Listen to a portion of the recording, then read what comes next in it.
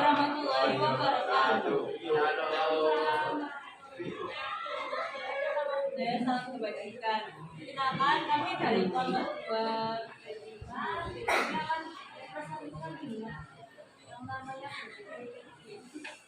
Perkenalkan anggota kelompok kami yaitu Saya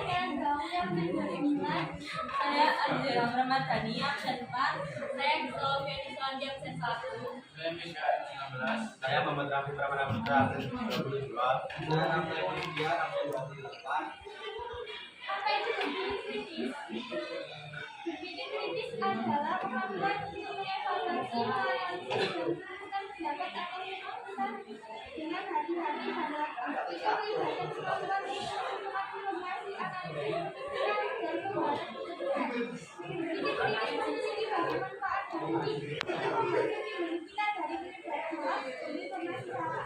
Selain itu, kemampuan berpikir kritis membuat kita lebih kompeten dalam pengambilan keputusan, lebih efektif dalam meyakinkan orang melalui argumen yang kuat, dan lebih dewasa dalam berargumen. Dengan berpikir kritis, kita dapat menilai jika iklan dan bisa menjaga orang lain dengan lebih baik. Ini adalah keterampilan yang sangat berguna terutama bagi generasi muda agar tidak terpengaruhi dan bisa berkarya. Cepat pengambilan keputusan yang lebih baik, cepat kemampuan terhadap informasi, kemampuan argumen yang lebih baik, kemampuan evaluasi yang lebih baik, kemampuan menyelesaikan masalah, pemahaman yang lebih mendalam. Berpikir kritis dimulai dari depan. Ikatan dari pendapat tersebut adalah bahwa kita perlu belajar lama-lama merespons informasi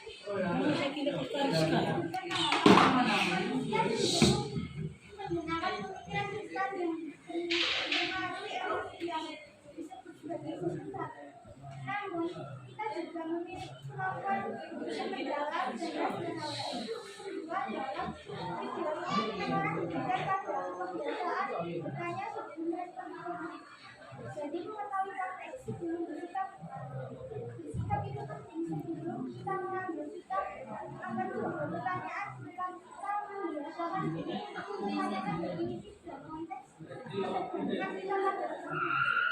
Jika dibutuhkan menggambar bagaimana akan semakin bergerak dan melanggar lawan sistem. Dua yaitu pemikiran yang mendalam otomatis akan lebih sering kita gunakan. Perkenalkan, nama saya Muhammad Rafi Pramana Putra. Saya akan menjelaskan berpikir kritis menilai argumen. Argumen adalah serangkaian kalimat persuasif yang bertujuan mengubah pandangan orang terhadap suatu hal. Argumen harus terdiri dari premis yaitu kalimat yang menjadi dasar dan kesimpulan. Pernyataan yang tidak mendukung opini dengan premis yang kuat bukan merupakan argumen. Proses menarik kesimpulan dari premis tersebut penalaran. Ada dua jenis penalaran yaitu menyusun argumen, yaitu penalaran deduktif dan penalaran induktif. Dalam berpikir kritis juga perlu memahami perbedaan antara penalaran deduktif dan penalaran induktif. Kedua bentuk penalaran ini digunakan dalam kehidupan sehari-hari dan penting dipahami agar dapat menyusun dan menguji argumen dengan baik. Argumen berbeda dengan adu mulut. Dalam adu mulut, satu pihak percaya suatu hal dan pihak lainnya percaya hal yang berbeda. Hal yang membedakan argumen dari opini biasa adalah argumen harus terdiri dari beberapa kalimat atau kalimat menjadi kesimpulan, dan ada satu atau beberapa kalimat yang dijadikan alasan atau dasar dari kesimpulan itu. Salah satu ciri lain dari pernyataan yang bukan argumen adalah jika pernyataan tersebut tidak dapat diperdebatkan, karena itu hal-hal berikut tidak dapat disebut sebagai argumen. Dan contohnya adalah satu, fakta. Contoh, air tidak memiliki warna, bau maupun rasa. Dua, deskripsi seperti langit hari ini cerah dan tidak berawan. Dan yang ketiga, penjelasan. Misalnya tumbuhan yang membuat udara menjadi sejuk di siang hari melalui proses fotosintesis yang menghasilkan oksigen. Dan yang kedua yaitu kritis menanggapi generalisasi, yaitu generalisasi adalah satu jenis penalaran induktif yang melibatkan penarikan kesimpulan tentang seluruh kelompok berdasarkan informasi tentang sebagian anggotanya. Kelompok tersebut bisa berupa organisasi, suku, bangsa, jenis, benda, atau topik tertentu. Namun, informasi yang digunakan untuk generalisasi selalu tidak lengkap karena hanya diambil dari sebagian anggota kelompok, bukan seluruhnya. Oleh karena itu, kesimpulan yang dihasilkan dari generalisasi hanyalah sebuah dugaan, bukan pernyataan yang mutlak atau benar. Cara membuat generalisasi yang kuat dan meyakinkan yaitu menggunakan lebih dari satu contoh, menggunakan contoh yang benar, dan mewaspadai informasi yang tersembunyi. Ujilah generalisasi dengan menemukan contoh yang berlawanan yang dapat memperkuat argumen dengan mempertimbangkan perbedaan dan pengecualian dengan memperhatikan aspek-aspek ini. Generalisasi dapat menjadi lebih kuat dan lebih akurat dalam mendukung kesimpulan yang diambil. Kenalkan, nama saya Rafael, absen 28. Di sini saya akan menjelaskan kritis menanggapi perumpamaan. Analogi adalah bentuk penalaran induktif yang melibatkan penggunaan. Contoh yang memiliki kesamaan dengan topik yang dibahas. Dalam kehidupan sehari-hari, analogi berguna untuk menjelaskan konsep kepada orang yang mungkin belum memahaminya.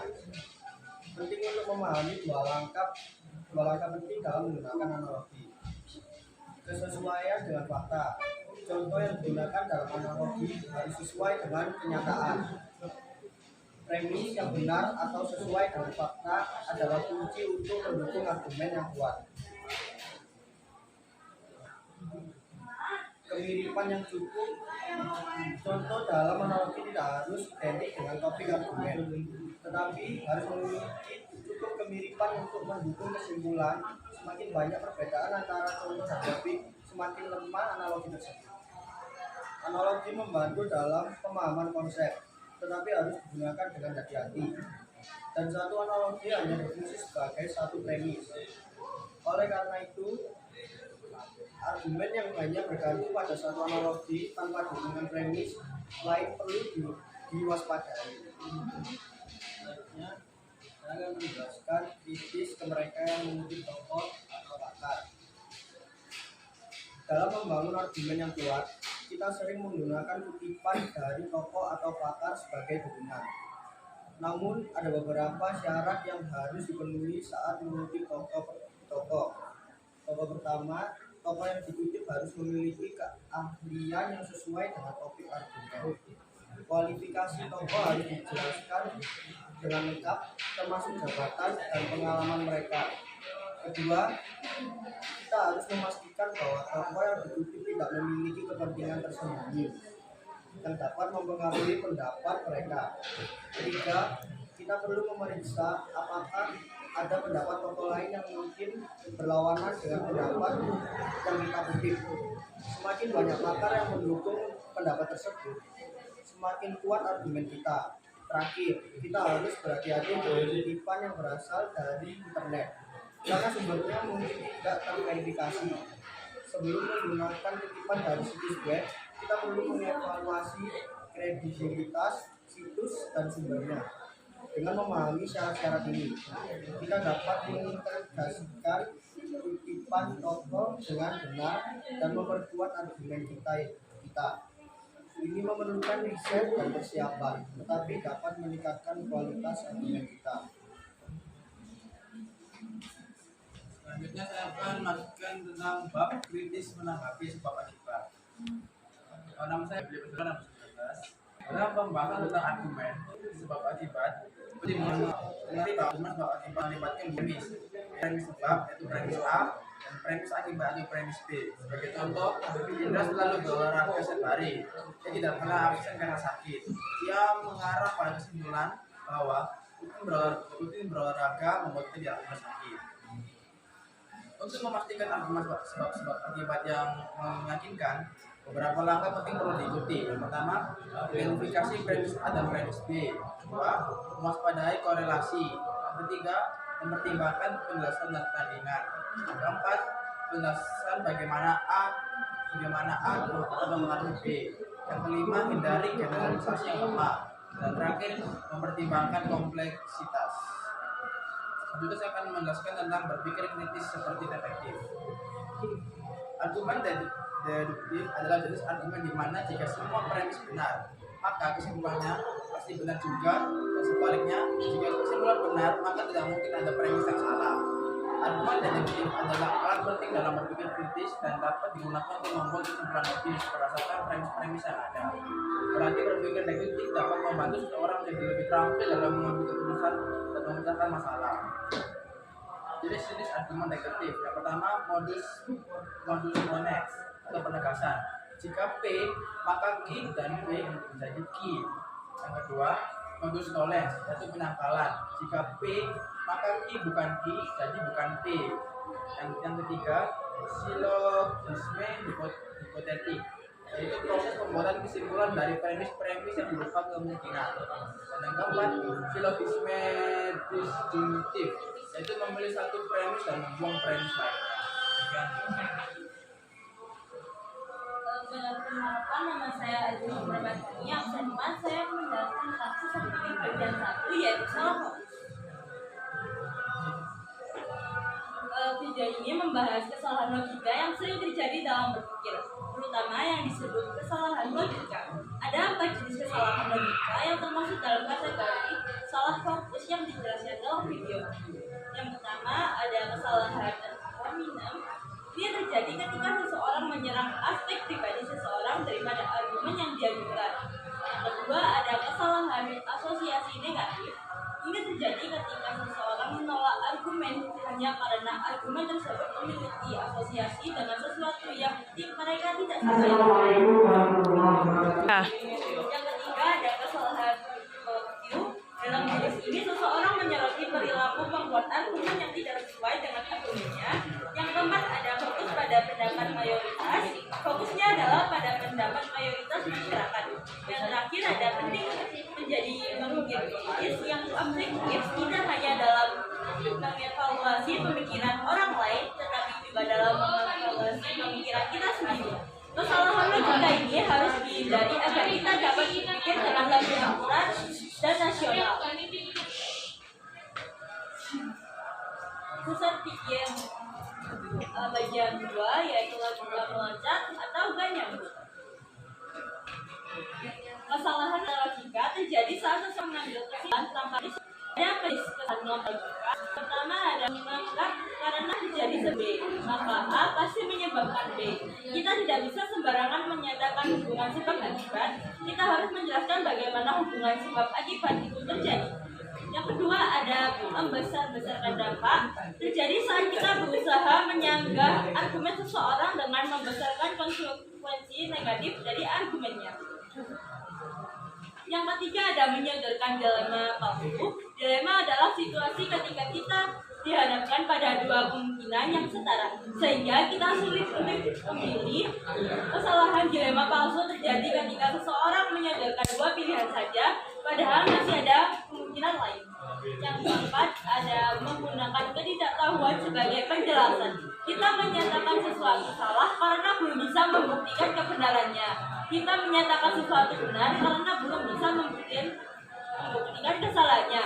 Tahu tidaknya kita tentang suatu hal tidak menentukan salah satu atau benarnya hal itu. Perkenalkan, nama saya Gita Suwandi, absen 1. Saya akan menjelaskan tentang kritis membaca berita.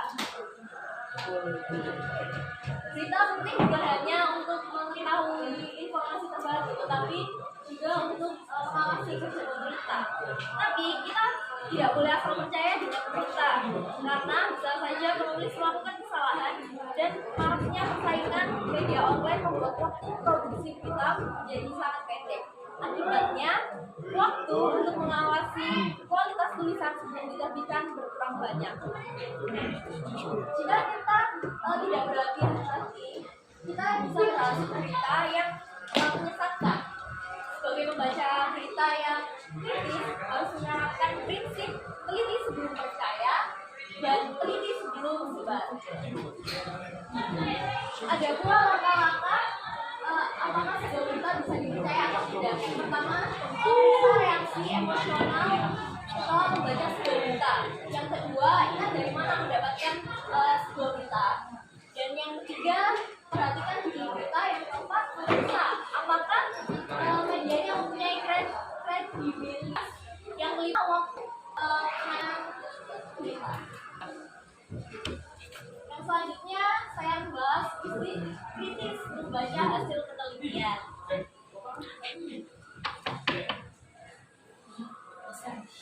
Penilaian kritis terhadap tulisan berdasarkan penelitian adalah suatu keharusan.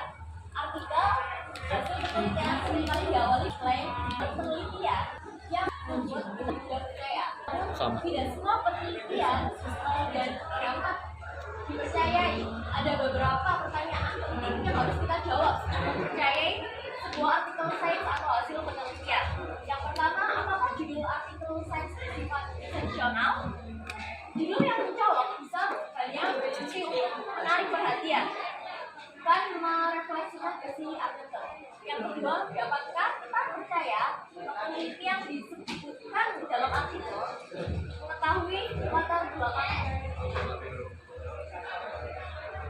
Dan yang ketiga, apakah generalisasi yang dibuat oleh penelitian cukup kuat? Karena ukuran sampel dan metode pemilihan sampel sangat tinggi. Yang keempat, apakah penelitian benar-benar membuktikan hubungan sebab dan akibat, bukan hanya korelasi, karena pertimbangan faktor lain yang mungkin mempengaruhi hasil. Dan yang terakhir adalah yang kelima, apakah penelitian menggunakan kelompok banding? Karena dibandingkan dengan kelompok kontrol yang setara, hasil penelitian menjadi lebih bermakna. Kritik dan evaluasi yang teliti terhadap artikel sains atau hasil penelitian adalah penting. Bahkan ketika mereka datang dari para ahli, semua orang termasuk peneliti dan ilmuwan dapat membuat kesalahan atau memiliki bias. Sehingga penting untuk tetap berpikir kritis dan menilai penelitian dan informasi. Sekian dari presentasi dari kelompok kami. Terima kasih.